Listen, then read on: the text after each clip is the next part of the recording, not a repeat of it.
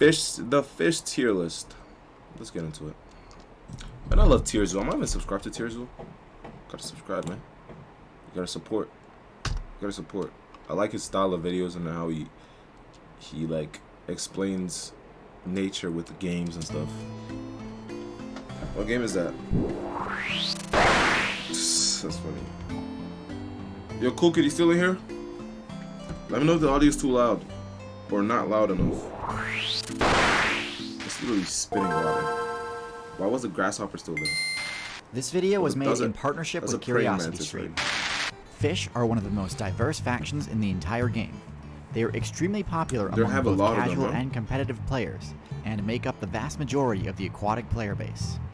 And with so many different potential fish builds to choose from, it can be difficult to know which builds are actually competitively viable in the... Someone took a chunk out of his fin. Am I tripping or not? Potential fish builds to choose from, it can be difficult to know which builds are actually competitively viable in the current meta. So today, we're going to go through the tier list of fish. It looks balanced. This will by no means be a comprehensive tier list. I mean, there are more than 3,000 variants of the catfish build alone. Still, by highlighting the standout builds in both high and low tiers, different catfish. hopefully I can give you a good understanding of where the fish faction fits into the current meta. And if there's a fish I didn't include, hopefully by seeing my logic in this video, you'll be able to evaluate that fish build yourself. Crazy. Oh, also, quick disclaimer, since I've already made a shark tier list, I'm omitting sharks from this video. But before we dive into the tier list, first I want to give you an overview of the abilities commonly found in the fish faction, as well as some background on the history of the fish build. So the basic fish build doesn't have much in terms of unique perks or abilities. Good mobility, which is actually trash great, intelligence, as it means trash that power. Each player has a lot of room for customization. Mid defense. The basic HP, fish build is most stealth. famous for its use of the fin and gill abilities, both of which offer huge advantages in water, while predictably being entirely useless on land.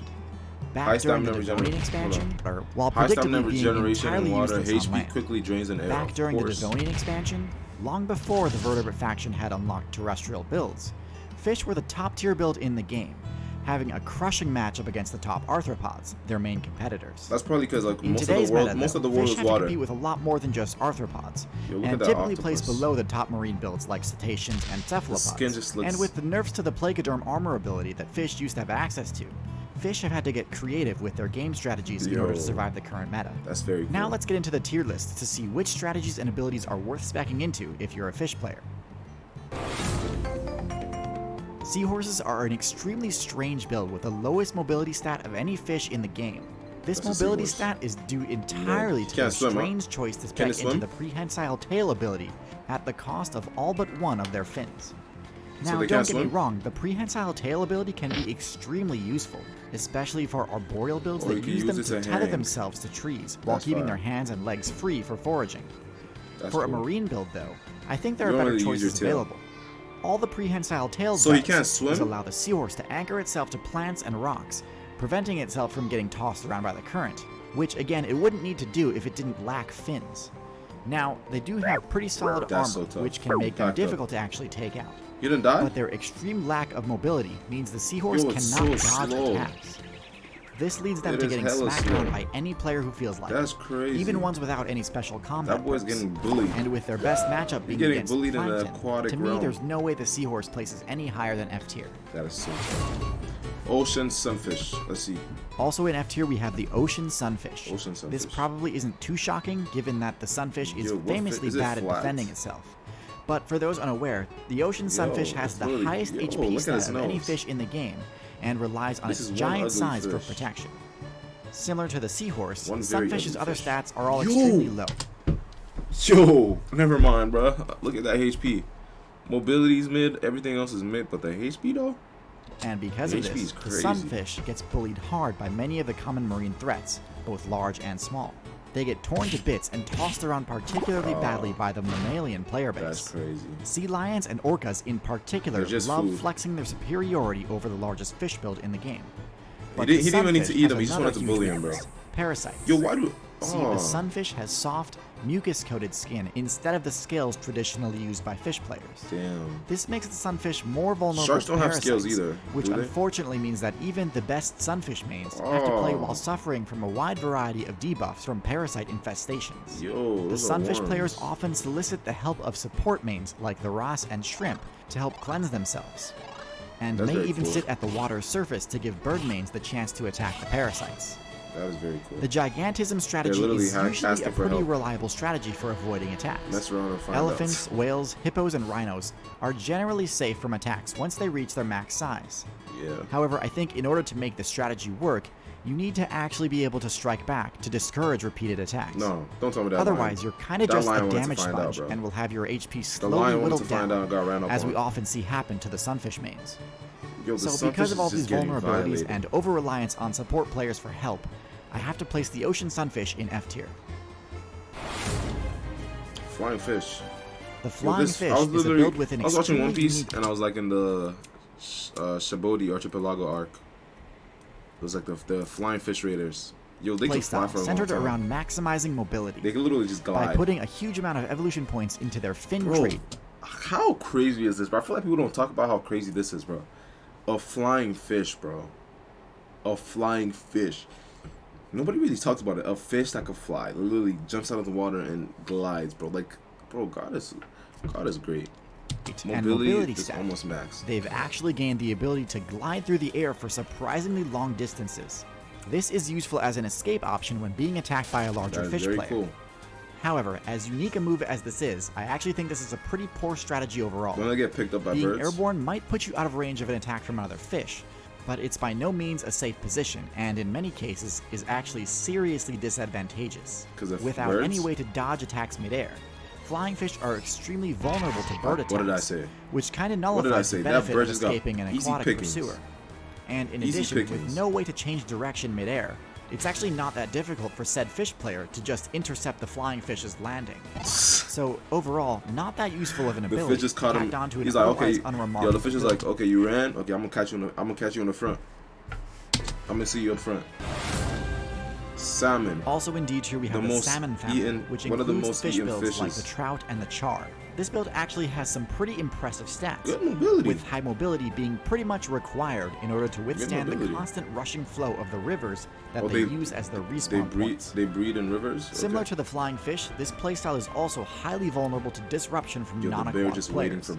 As impressive as it is that salmon and trout mains are able to make these insane jumps, the sad truth is that the thing that they're most well known for is being an easy source of XP for carnivore players. Now, this jumping ability is also useful for humans, attacking flying bears, midair, everything eats them, bro. But the salmon's power stat isn't quite enough to be able to take down anything that isn't far below their weight class. Catfish is also eaten. At the bottom of C tier, we have the catfish, one of the tankier builds on this list with a bulky yet versatile stat. How's their defense a lot of players undervalue the catfish and see it as low tier trash due to it being a bottom feeder, not realizing that they've actually got a few decent unique abilities. Most important of which is their venom. Rather than specking their fin appendages to do things like flying or flexing, the catfish build spec into fins that have barbs on them, which can deliver a venomous sting. That's crazy. While their venom usually isn't able to deal lethal damage, it's still a decent defensive ability. It does have its weakness. Usually isn't able to deal lethal damage. It's still a decent defensive ability. It does have its weaknesses though, particularly to long, disjointed hitboxes, such as the spear-like beaks of some bird builds. Nonetheless, the catfish is still a reliable and easy to play build, being omnivorous and able to gain plenty of XP simply by digging through the mud for scraps. Are those catfish babies? Tadpoles. Obviously not tadpoles. Also in C tier we have the archer fish, the only fish build with the ability to use a ranged attack. This projectile deals essentially 0 damage, but it's by no means useless. This projectile has high knockback, making it excellent for pushing players into vulnerable positions. A waterlogged insect is one of the easiest how do animals evolve like this, bro? Flying fish, a fish that literally spits water out to hit you so you can fall into the water and it can eat you. Like how? God was just freestyling these fish, bro. In the game, I guess it's because there's so many of them that like it's just bound to see like. And being able to force that type of interaction is an extremely powerful ability. This ability does have its limitations though. As is the case with most projectiles, this attack is unusable in the water, meaning that the archerfish doesn't really have any good moves for PvP against other aquatic players. I think the biggest weakness of this playstyle, though, is the position that you're forced into in order to make use of your projectile weapon. Being near the surface of the water leaves you vulnerable to both attacks from below and above. But birds are actually no defense against either. Birds are the archerfish is a high-risk, decent reward build. bass. In I've B never tier, had. we Do have people the eat builds bass? that are generally solid picks, but lack any truly overpowered abilities. First is the bass, the poster child for the phrase "big fish in a small pond." With solid fish in a stats small and the ability to grow larger than most other freshwater stats, lake good fish, stats. the bass can easily dominate their local scene, even to the point of depleting the area of resources by gobbling them all Damn. up. That's crazy. Their generalist nature and large jaws mean they can prey upon just about anything from smaller That's fish a to lizard. That's not what crustaceans to even builds it like eats a frogs and lizard. alligators. While there's They not eat that much alligators? that's flashy or You're unique tripping. about this strategy, there's no denying that the bass is a consistent threat in the pond They eat meta, alligators? and I consider There's them the no way. gatekeepers of the higher tiers. Also in B Cleaner tier, we have the Rasses. fish faction's premier support class, the Cleaner Okay. Ross. The Cleaner Ross specializes in Ross. cleansing larger fish players of parasites, Oh, the providing Cleaner an Ross is the extremely small useful fish. service in the form of removing debuffs from Oh, any it fish eats the player in paralytes? need, It eats the providing parasites? the Cleaner, and I consider them the gatekeeper's premier support class. I thought I was thinking it's the Cleaner big Ross. fish, but it's a small The fish. Cleaner Ross specializes in cleansing larger fish players of parasites, That's providing very an cool. extremely useful service in the form of removing So debuffs the- from any the- fish the- player in need. So Similar to the oxpecker pretty on much land, nobody kills them because they're very parasites useful. are a major threat to fish players, so it's no surprise that oftentimes Damn, even top tier that boy builds going like to sharks work. will add Cleaner Ross players to their party. That boy, yo, even sharks don't Ross eat them, do bro. have to rely on their reputation to protect them though, and Yeah. while betrayals during cleansing sessions are rare, swimming into a mouthful of dagger-like teeth is not without risk. That's tough. That's tough. Yo, did he Mouthful of escape? dagger-like teeth is not without risk. During Wait, did he cleansing escape? sessions are rare, swimming into a Oh, he mouthful of he dagger-like tried teeth to eat is him. not without He risk. tried to eat the fish. Yo, that's very cool. Like, All their right, now- reputation precedes them, so like they don't get killed because they're very useful. We're in A tier, and this is where things start to get a bit What fish is over. this? Muscalon. Alright, now we're in A tier, and this is where things start Musculunge. to get a bit overpowered. First, we have the Pickerel Guild, which includes the pike and muscalunge, the most Musculunge. fearsome freshwater fish in the game. These That fish vicious is fish dead. builds are highly aggressive and attack anything in or around their That's domain, from fish crazy. to birds to mammals and even humans. They even Their fight powerful birds. jaws sport sharp crocodile-esque teeth, which deal serious damage Damn. and grip their target, preventing their escape. It's just violating that But fish, it's not bro. just about power with these Fish eating other Their fish. slender body and camouflage allow them to easily hide in cover, waiting for the perfect ambush swim opportunity. fast, too. And unlike trout, when these fish jump, cat- it's not what's just that to cat clear doing an there? obstacle. They jump to attack. Their only weakness is a slow growth rate and long respawn time. R.I.P. to that. But even at low levels, R.I.P. to that these cat. fish are adept hunters. While not part of the Pickerel Guild, I also include the Barracuda in this same rating. Barracuda? as They have a very I similar only know playstyle. Barracudas because of Power Rangers. Giant size is not Power a Ranger requirement Samurai, to the be a Gold high Ranger, tier predator, though, his as his exemplified by the Zoid? next build on this list, the Piranha. Piranha.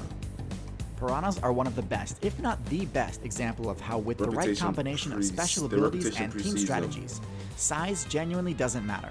Oh yeah, Their they gotta be special in ability, teams. Feeding Frenzy, One piranha boosts ain't that bad, Piranha but show 100 of them? DPS to one of the highest in the game, able to absolutely melt through the HP of even the tankiest targets.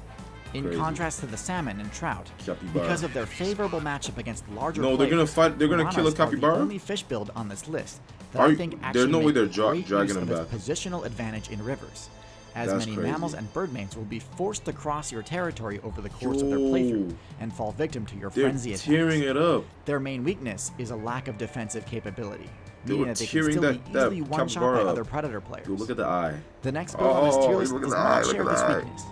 Yo. Look at the eye. I'm guessing the top tier fish are Lionfish gonna be is the one of venomous the most one. well-defended fish builds in the Lionfish. game, relying on a huge arsenal of venomous Let's see spines his to stats. deal serious damage to attackers, similar to the porcupine build on land. Porcupine. Because of this, the lionfish is an porcupines ever get infamously killed unpleasant like target to skunks? attack, and most predator players tend to either ignore or actively avoid them. Let me kill you. While their please. other stats are quite low, Damn, this certainly hasn't that's not stopped them maxed? from rising to dominance in their home server of the Indo-Pacific. They're not getting maxed. Lionfish are also generalists, who gobble up anything that their low mobility stat allows them to Yeah, that's catch, a scary which can sight, also bro. generalists. who Imagine gobble being up- a small fish and you just see a shadow. Let me make the slow mo. You just see a shadow approaching you like that. Dum dum dum dum. Yo, that would be so tough, man. I'm gonna cap. to catch, which can quickly deplete a server of its resources. And because of their quick respawn rate, lionfish have rapidly spread guess to other quick ocean respawn rate is servers also a good without much thing. pushback, at least until they reach the tropical Atlantic. See, there is one fish build that has been able to consistently take down lionfish, and fish? once I show you how broken some of their abilities are, it'll be easy to understand why. Is there a sea snake? We've got 2 more builds to showcase in S tier, but real quick, I just want to point out that this is the longest video I've made so far, and took a huge amount of time and resources to produce. So if you're enjoying it and want more content like this, please do consider subscribing. You made longer videos. The moray eel, yo. The moray eel is one of the most uniquely powerful fish in the game, with a set of strange yet highly functional abilities and well-placed base stat allocations. Snap that up. So first, their stats.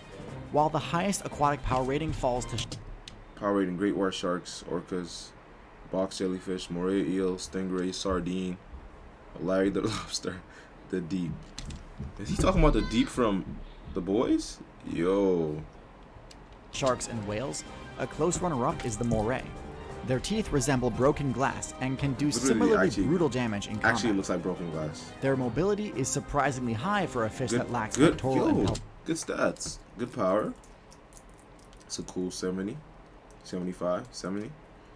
Defense, also good at 60. Mobility, cool 70. HP, 40. Intelligence, 40. Stealth, not bad.